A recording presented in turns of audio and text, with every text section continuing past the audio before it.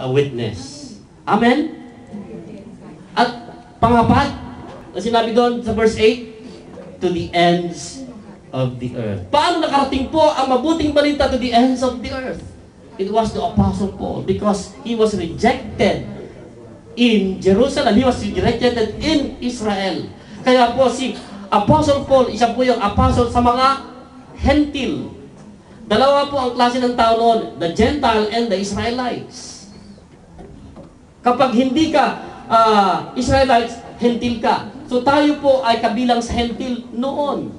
But now when we receive Jesus Christ as our Lord and Savior, because Jesus Christ is isang Hudyo, isang Israelite, you are adopted, engrafted as an Israelite. Spiritually. Amen? Nakuha niyo ito mga kapatid. That's why, sinasabi ng Apostol Pedro doon sa, we are a chosen nation, a holy priesthood. So kasali po tayo sa chosen nation because we belong to a kingdom. Nakuha niyo mga kapatid? We belong to a kingdom, no other than the kingdom of God. And the ruler is no other than the King Jesus. Where does He rule? In my heart and in your heart. So ang kingdom ngayon mga kapatid, walang sinisino. Mahapon man ito, ma-Pilipino man, ma-Inchik man ito, ma-Vietnamese, ma-Russian, walang pinipiling kingdom because God, He rules in our heart. Nako pa mga kapatid? Amen. That's why we're going to witness to the uttermost part of the earth. Ito po ang plano ng ating Panginoon si Kristo. That He will going to reach the world through what is the mode. Ano pong mode? Sino pong gagamitin ng ating Panginoon sa Kristo? Sabi doon, sa verse 8, but you will receive power. Who will going to receive power? Yung mga aso? Yung mga hayop? Makakapagsalita ba yung mga hayop? Pwede naman sila sabihin nila ng kabutihan ng Panginoon, ay, salamat! Sabihin ko ng ano? Okay, yung ahas, salamat, naging ahas ako. Eh, pag naapakan mo, tutok na kaming gaba yan. You, sino pang kausap ng Panginoon dito? Ang kausap niya, walang iba kundi ang mga disciples. You, ikaw, kayo, mga tagapagsunod, the Christians, ang relevant sa ating buhay ngayon. Kausap tayo ng ating Panginoon sa Kristo, you, which means we, the Christians, the disciples who received Jesus Christ as their Lord and Savior, gagamitin ng Panginoon upang marating ang hindi pa narating ng ating Panginoong Kristo. Kaya nga sinabi ng ating Panginoon, you will do greater things than me. Although makapangyarihan ng Panginoon, mas marami kayong magagawa kaysa akin. Bakit? Diversified na kasi ang ating gagawin. Marami ng tao na gagamitin ng Panginoon. The one person na nagagawin lang sa isang tao lang na gagawin, magagawa ng marami. At iba-ibang bansa pa, iba-ibang lahi. Mahapon man, ma-Pilipino man, ma-Amerikano, ano man ang lahi po mga kapatid. Kung ikaw ay nakilala mo na po ang mabuting balita, you must receive the power to be a witness. Amen? And you will go to witness to your brethren. You will go witness to your loved ones, to your co-workers. What society do you belong? In the community. Ano bang community kayo, mga kapatid na pinadala ng Panginoon? You must witness. Kailangan natin ang kapangyarihan na ito. You will receive the Holy Spirit. Ngayon, sa pangatlo naman, what agency? Ano bang ahensya naman?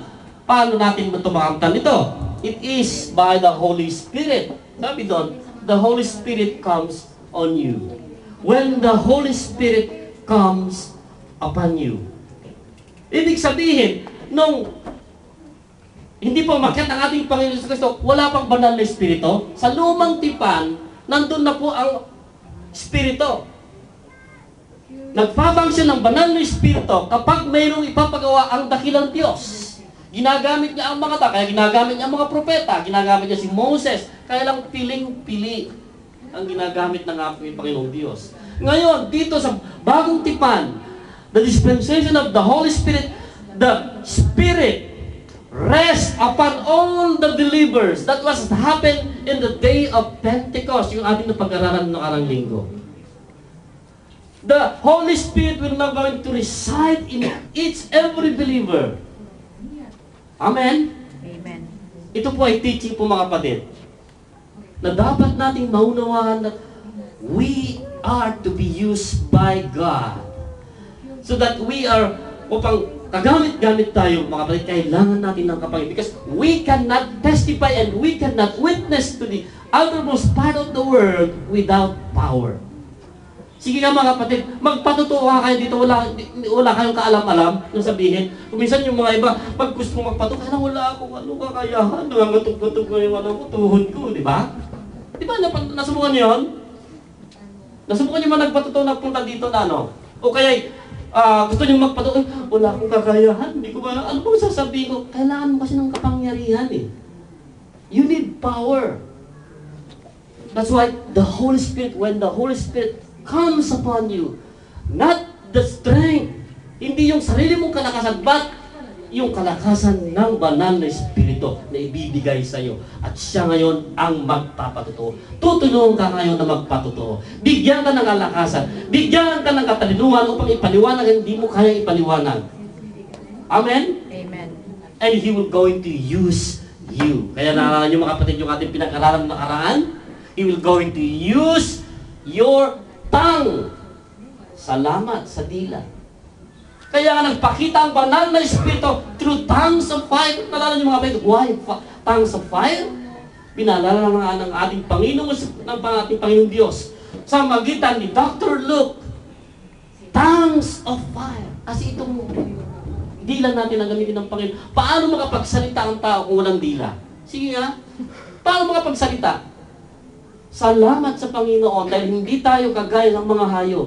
May dila sila pero hindi sila nakapagsalita. Di ba? Kailangan mo puto yung martilyo, yung mga ibon, kailangan mo putulan para ano pa, di ba? Pero ano pa rin. Salamat sa Panginoon, may dila ka. Amen. Amen. Amen. Amen. Gagamitin tayo ng Panginoon. Gagamitin ng Panginoon ang ating dila upang ihayag ang kabutihan ng Panginoon. And we're going to witness. Amen. Hallelujah. Praise God. The Holy Spirit will come upon you through the Holy Spirit, and we cannot testify. We have no strength without the Holy Spirit. We have no power without the Holy Spirit. That's why we need the power of the Holy Spirit. Ito na po ngayon. Power. Kapangyarihan. Ano po itong klaseng kapangyarihan na binabanggit dito ng ating Panginoon si Kristo? Kasi, but you will receive power. Power. Kapangyarihan. Yun parang sinabi dito.